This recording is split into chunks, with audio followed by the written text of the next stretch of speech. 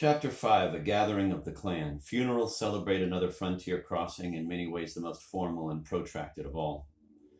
As the mourners waited in the Protestant cemetery, dressed in their darkest clothes, it struck me that they resembled a party of well-to-do immigrants, standing patiently at a hostile customs post and aware that however long they waited, only one of them would be admitted that day.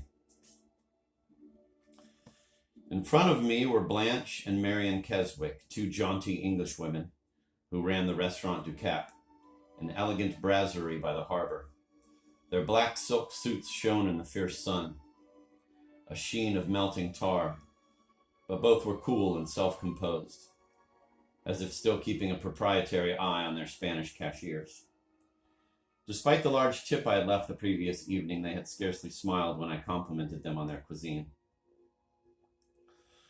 Yet for some reason they now seemed more friendly. When I stepped past them, hoping to photograph the ceremony, Marion held my arm with a gloved hand. "Mr. Prentice, you're not leaving so soon. Nothing has happened." "I think everything has happened," I rejoined. "Don't worry, I'll stay to the end." "You look so anxious," Blanche straightened my tie. "I know the grave yawns, but there's no room for you there, even though she's the merest slip of a thing. In fact, they could almost use a child's casket. I wish your brother were here, Mr. Prentice. He was very fond of Bibi." "I'm glad to hear it. Still, it's a fine send-off." I gestured at the 50 or so mourners waiting by the open grave. "So many people have turned up." "Of course," Blanche affirmed.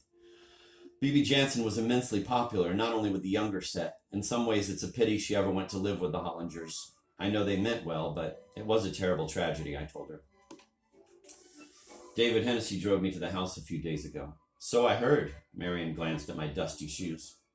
"David's setting himself up as some sort of tour guide, I fear. He can't resist putting a finger in every pie. I think he has a taste for the macabre." It was a tragedy. Blanche's eyes were sealed within the dark wells of her sunglasses. A lightless world.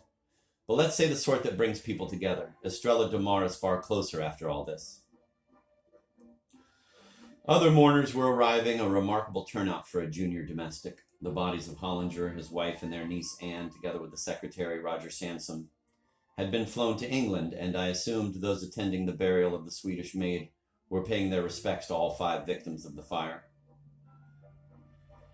Immediately beyond the high wall was the Catholic cemetery, a cheerful township of gilded statues and family vaults like holiday villas. I had walked around the graves for 15 minutes, preparing myself for the bleak Protestant service. Flowers decked even the simplest headstones, and each bore a vitrified photograph of the deceased. Smiling wives, cheerful teenage girls, elderly burghers, and sturdy soldiers in uniform. By contrast, the Cementerio Protestante was a boneyard of coarse soil bleached white by the sun. Locked away from the world as if a Protestant death were somehow illicit.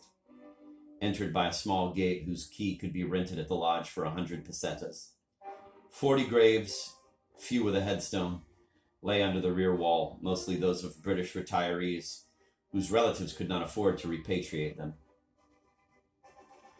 If the cemetery was a gloomy place, there were few signs of gloom among the mourners. Only Gunnar Anderson, a young Swede who tuned speedboat engines at the marina,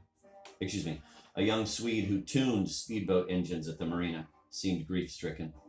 He stood alone by the waiting grave, thin and stooped in his borrowed suit and tie, a wisp of beard on his gaunt cheeks.